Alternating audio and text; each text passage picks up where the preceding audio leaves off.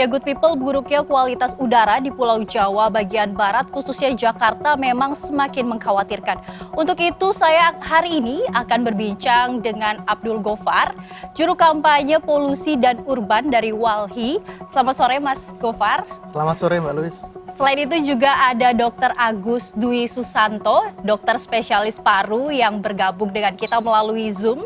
Selamat sore, dokter. Selamat sore, Mbak. Baik, pertama saya akan ke Mas Gofar terlebih dahulu. Baik Mas, mungkin bisa dijelaskan juga nih kepada good people dan kami masyarakat ini, apa sebenarnya penyebab udara Jakarta beberapa bulan belakangan ini nih semakin buruk kualitasnya? Iya Mbak Luis, situasi polusi udara yang buruk di Jabodetabek, wilayah Jakarta dan juga kabupaten kota sekitarnya telah berlangsung beberapa bulan terakhir, tapi berdasarkan catatan Walhi sebetulnya sejak 15 tahun terakhir, situasi kualitas udara di Jabodetabek, juga di kota-kota besar lainnya telah melebihi ambang baku mutu yang ditetapkan secara nasional. Tetapi memang situasi 1 tahun belakang, kemudian di 2 bulan lalu dan bulan-bulan ini mengalami situasi yang makin buruk.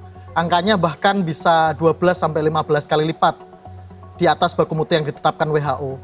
Nah, situasi ini terjadi karena situasinya musim kemarau, tetapi juga ada kontribusi dari peningkatan aktivitas. Kalau tadi disebut sektor transportasi kembali mengalami peningkatan drastis, kemudian beroperasinya kawasan industri yang masif, juga semakin banyaknya industri energi dalam bentuk pembangkit listrik yang jumlahnya makin banyak di wilayah Jakarta dan sekitarnya, terutama di Jawa Barat dan di wilayah Provinsi Banten. Itu akumulasi dari sektor-sektor yang menyumbang polusi udara di Jakarta sehingga situasinya makin buruk dari tahun ke tahun.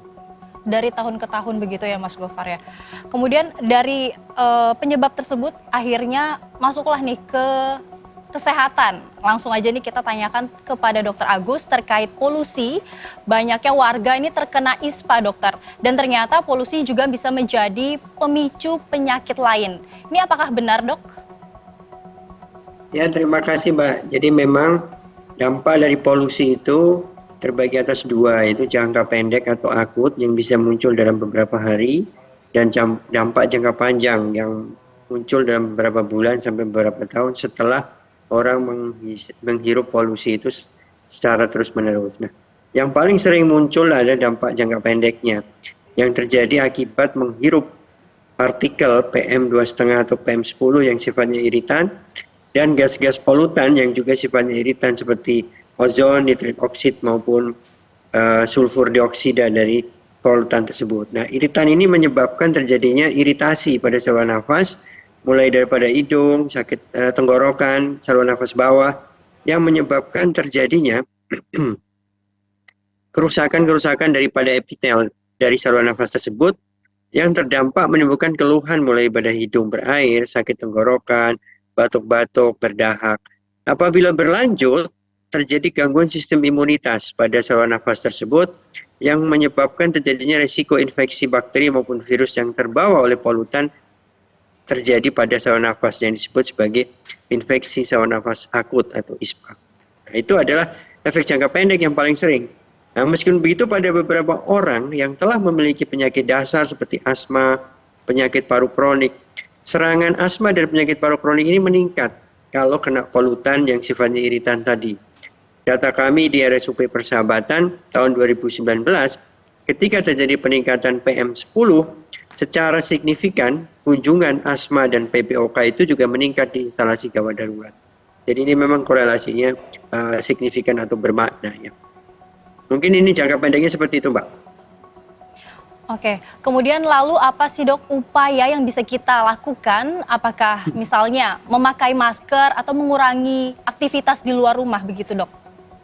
Ya, untuk upaya tentunya harus sinergi ya, secara kesinambungan antara pihak-pihak masyarakat atau sebagai korban polutan itu sendiri, kemudian pemangku kebijakan, kemudian institusi pendidikan yang bisa melakukan riset, profesi, dan sebagainya. Nah, kita sebagai masyarakat yang berada di daerah polusi, beberapa upaya yang bisa kita lakukan. Yang pertama adalah harus rajin-rajin memantau kualitas udara.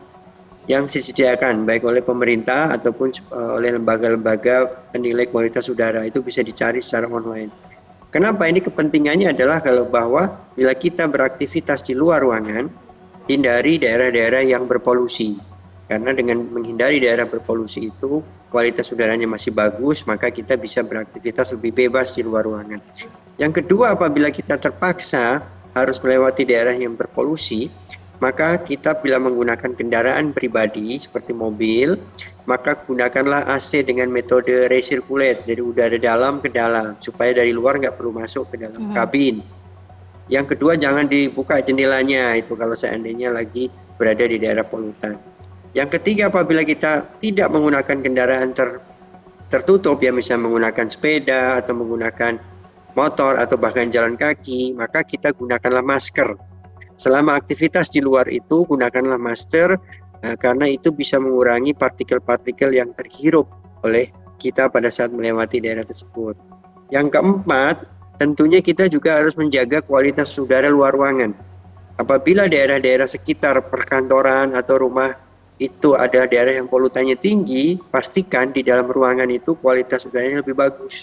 Karena menurut riset, kualitas udara dalam ruangan ini juga dipengaruhi oleh polutan di luar yang bisa masuk ke dalam rumah ataupun kantor-kantor. Jadi pastikan bisa menggunakan purified.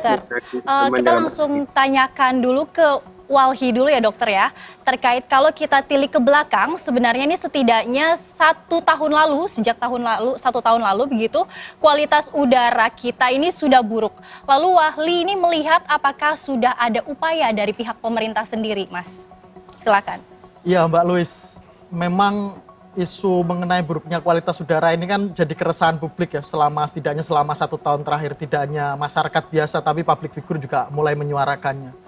Sayangnya memang kami melihat respon dari pemerintah, ini tidak hanya pemerintah Provinsi Jakarta, tapi juga pemerintah pusat dan juga pemerintah di Jawa Barat dan Banten ya, yang menjadi bagian dari masalah polusi udara di wilayah Jabodetabek dan sekitarnya.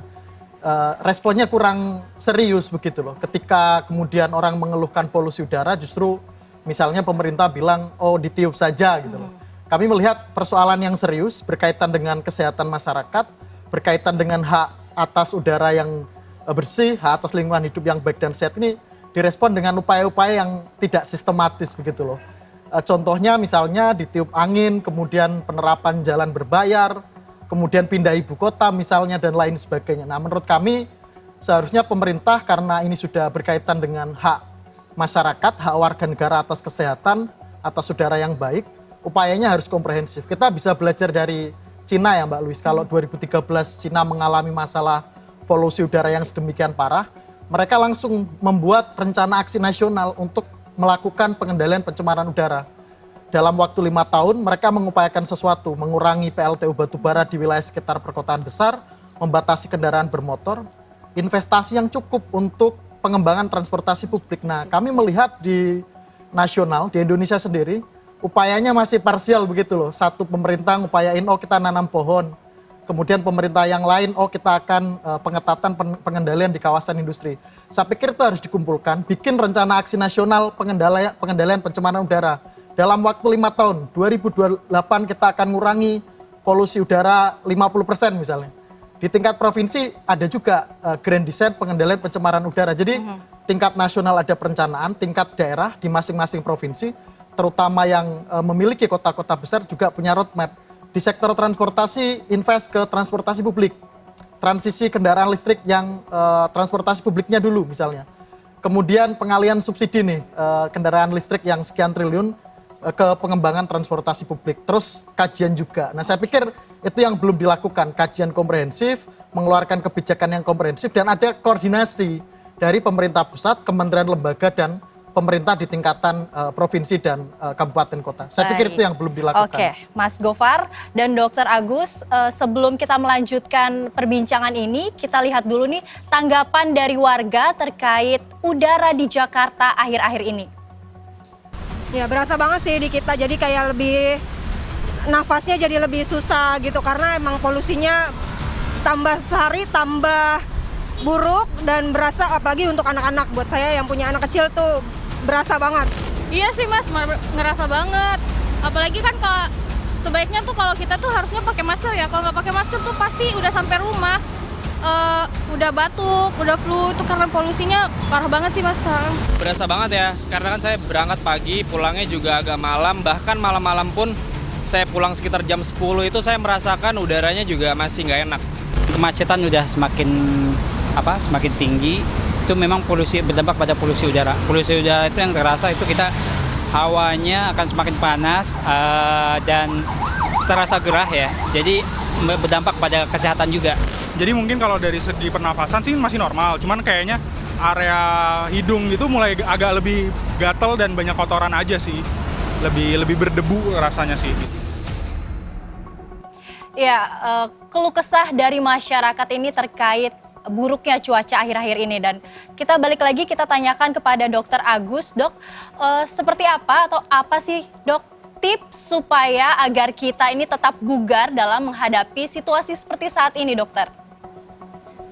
Ya, terima kasih ya. Jadi seperti tadi saya sampaikan bahwa upaya kita di dalam polusi udara ini secara individu tentu ada langkah-langkah yang tadi saya sampaikan. Kita menghindari daerah polusi, bila beraktivitas di luar rumah dapat menggunakan kendaraan tertutup dengan AC recirculate. Kalau tidak tertutup kita harus menggunakan masker, menjadi kewajiban apabila daerah tersebut daerah berpolusi. Dan tentu harus juga menjaga stamina tubuh kita. Suplemen atau kita mengkonsumsi makanan yang bergizi secara cukup, itu menjadi salah satu hal yang bisa dilakukan bagaimana stamina kita untuk bisa menghadapi dampak dari polusi udara tersebut.